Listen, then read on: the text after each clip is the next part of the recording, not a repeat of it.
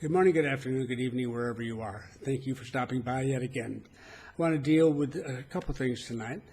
Further discussion of the corregimientos of the Panama City that we discussed in the last video will be this weekend. For the moment, regarding the coronavirus, transport in and out by air, our international airport will not begin until the 23rd of July. That's a month later than we'd hoped.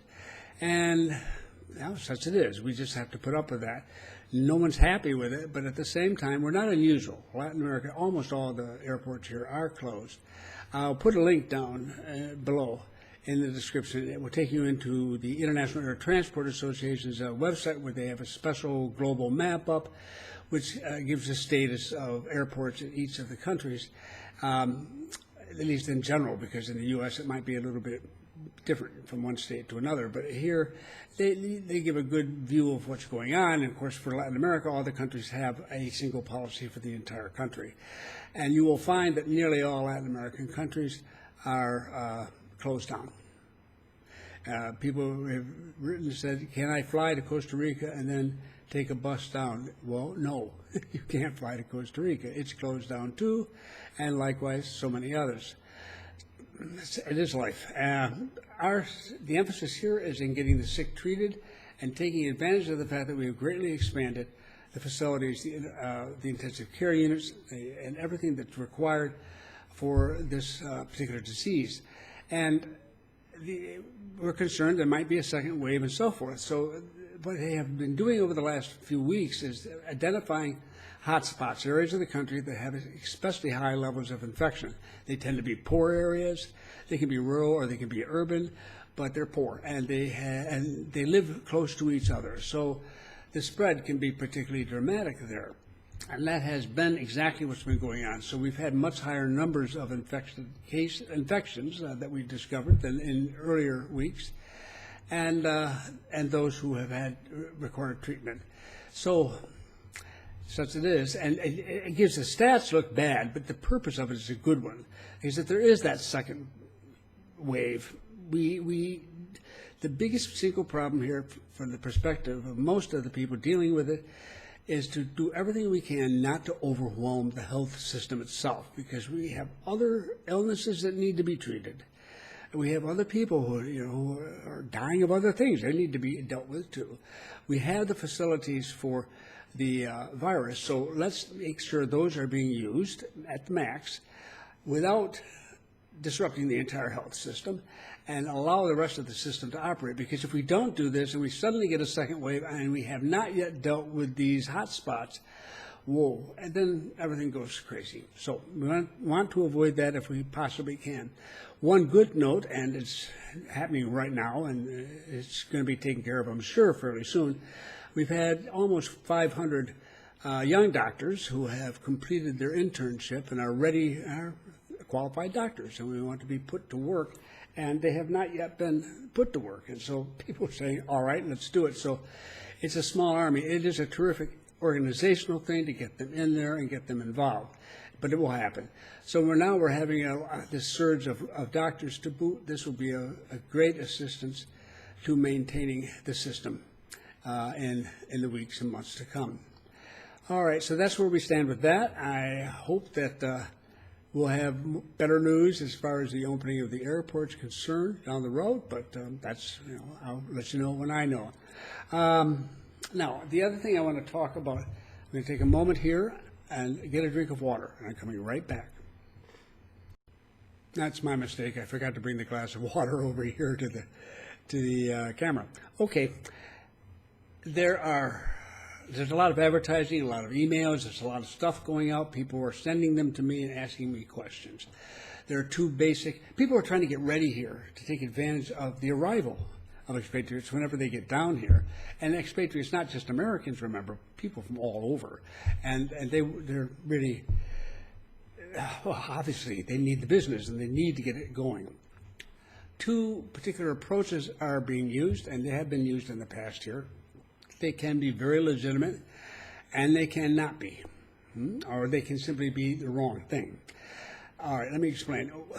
They are very much aware of something that's been true for quite a while in the U.S., and I've heard it certainly from people from other countries, and that is the interest they get on their savings accounts or their bonds or whatever back home, are very, very, very low, and they're looking for something that really gives them a much higher rate of interest. So there are a number of programs now that are promising a certain higher percentage of interest than you're likely to find in your own home nation on money used to purchase property, at least in some cases pre-construction property, which is always a tricky thing as far as I'm concerned. The thing hasn't even been built yet. And if things go wrong for them, what happens? But in any event, the point is that what annoys me here, some of them I know, a friend of mine is one who does this, and I'm not criticizing his particular style, but the point is very simple. If you're going to be provided with a much higher rate of interest than the market typically provides, and you are told that this is guaranteed, and that's the word I'm seeing being used. The problem is the propaganda flows out, the advertising flows out without any details. And I say, hold everything here. Don't tell me something's guaranteed until you tell me how it's guaranteed. I mean, who guarantees it? And what happens if they lose money and they can't pay it? Who guarantees them, and so forth, and what have you? The critical aspect here is a lack of information. They don't tell you really what it's all about. You have to contact them, you have to, so on. They just don't have they don't have anything to send you. Isn't it amazing? They can't do that. They can't send you a list of what is involved, or a copy of the potential contract or language or whatever. It's a mystery to me how it is that, gosh, they just can't seem to do this. So you're just going to have to come and take their word for it until you're down here physically. And they've got their email address, your contact info, they'll bring you in, they'll talk to you, and so on. That's okay. I was just telling you this. This is one approach. A second approach is to invest in a business opportunity of one sort or another. There have been several of these over the last few years, and some are questionable and some are noteworthy and so on. But the critical aspect again here is we do not know what the economy is going to look like in Panama or globally or regionally or whatever 6 months from now or a year from now. We'd like to think everything's going to be coming up roses and things much improved, and I have great confidence that that possibility is out there. But we're not there yet. And we're not yet feeling, as is true, I think, in a lot of countries, the real impact of the loss of jobs and the failure of income for so many people. A lot of governments all around the world have been helping out. They've been delaying payments or just dropping payments on rent and credit cards and all sorts of things of this sort. They've provided some cash payouts to people. All sorts of things have been going on, and they've tried to provide loans to businesses to help them maintain their workforces, and on and on and on. This is all well and good. I understand what they're doing. But the point is that all stops at some point, and people have got to get on their own. And we won't know until the smoke clears, so to speak, and the dust settles, just what we have here. So there's no guarantee that a particular business that might have been a hot thing to have 6 months ago is going to be in the future. We don't know the market well enough to know how it's going to come out. So again, the critical thing is to have the details and any agreement in advance obviously in advance of signing. But the point for me is that what typically I've seen this happen. If I hadn't gone through this 12, 13, 14, 15 years ago with people coming down, I would and had tried to be subtle about it to no effect. Then I had to be a little bit blunt here. Don't ever, in writing, ever commit to any expenditure of money before you're down here. I don't care what is said about, grab it, take the opportunity now, sign this, sign that. Don't do it if it's, illegally. It's going to commit you to paying some money. It is a legal contract. It binds you. I've seen people do that, not now recently, but I've seen that do that in the past and be sort of panicked into it because of the attitude being, oh, this is so popular. Oh, so many people want this. If you don't snap it up right now, it's going to go away and you're going to miss out. Oh, poor you. Just sign here. Don't do it. period. Now, I know a lot of people I talk to say, I would never do that. Yeah, but I sat here and I talked to people very much like yourselves who would say and did say the same thing and then went on and did stuff that I couldn't believe my eyes or my ears later on. So you really have to be, this is number one, don't commit to anything. Secondly, insist from the get-go. If you're going to contact them and you're interested in their offer, fine, but insist on getting the details, and not just the pretty pictures, but the actual details. Who pays who guarantees what, how much does it cost, everything. What am I obligated to do? What happens if something goes wrong? I've seen businesses here who have put up really good descriptions of what it is they're trying to do, but that's very rare. In this instance, most of the time, and this is business, folks, you should know this, you come from countries that do business too, is to get the client in place, get them enthusiastic, emotionally attached to the investment, whether it's a house or a business or whatever it might be, and then eventually, when you have to, take them for trips, show them things, everything else, provide the information. And there may be things in that contract that had it presented to them before they got the sales pitch. They might have said, no, this isn't really for me. But now that they've gone through this and you have them emotionally attached to the sale, they may let that slide or overlook it or look at it in a more positive light or whatever. I mean, I understand what's happening. I understand what business is like, but I don't like it.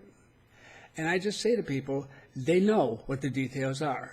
None of this has been dreamed up without them knowing every single detail. They are 100% protected. All right? Are you?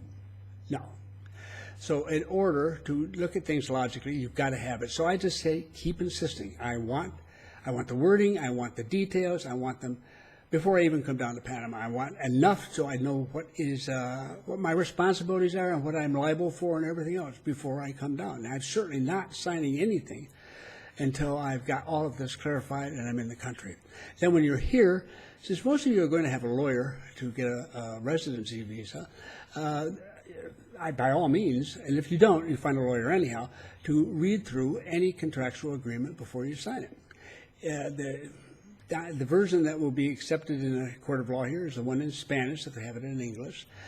You can, in some instances, say that, well, the English wasn't a proper translation of the Spanish, blah, blah, blah. You don't want to get involved with that. You want to know what that Spanish contract says and what it requires from you and what it requires from the person selling to you. And a lawyer can do that. And if you can't, it's not just a question of speaking and reading Spanish. It's a question of understanding the legal code down here and how it actually works out in courts and other similar situations. It's not as if real estate lawyers or lawyers in general here haven't had this sort of thing. Most of it is what's called boilerplate. These are standard contracts used. It doesn't take them all that much time. Some of them are unusual. That may be the first time they've seen this particular type of contract, so they have to be a little more careful. But the fact of the matter is they should be doing your due diligence and anything that requires a knowledge of the legal system and the Spanish language. In addition, they can check easily because they are registered with the government. They have what they need in the way of credentials and the background of the people who are sponsoring whatever it is they're selling. And if they have any problems there, and if there are any legal problems they're in, or any taxes they owe, or any hassles, whatever, they'll be able to find them. And that's a must before signing any contract, too. So since you're going to be sitting with a lawyer, do that. If you do this, you may not get all these details you want when you keep insisting on them, but you make it clear to them this is what is important to you. And don't back off, because they want to sell it to you. All right. So when you come down, because you aren't going to do anything prior to that, you are not going to sign a contract before you physically set foot in the country. At that time, you can discuss it with them in full detail, and you can take it to your lawyer and have them look at it. You follow what I mean? I think you get what I get, what I'm talking about here.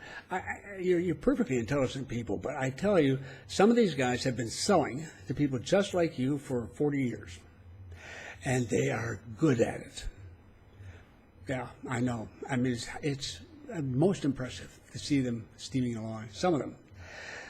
You just need to be impressive too, just by having a clear idea of who you are and what you're trying to do, and a serious professional approach, not angry or hostile, professional. Just tell them, I'm interested, but I'm not interested until I know the details. Tell me more details. So I wanted to bring that in because I'm getting so much of that in emails coming into me now. I'm not passing judgment on anybody's offer. I'm just saying that's not my business. It's your business, your responsibility to do that. I can't do that. I'm not about to do that. I'm not qualified to do that since I don't know all these offers, and I'm not about to waste my time and money trying to figure them out. You are the one who needs to make these decisions. I am here just to tell you this is the way to do it, and you can turn it into, you can end up actually being very satisfied. You may end up getting what you want when, if you hadn't been so fussy in the beginning, you might not have gotten. Okay, that's enough. I'll be back in the weekend. We'll talk corregimientos. Thanks for stopping by tonight, and I hope this has been helpful to you.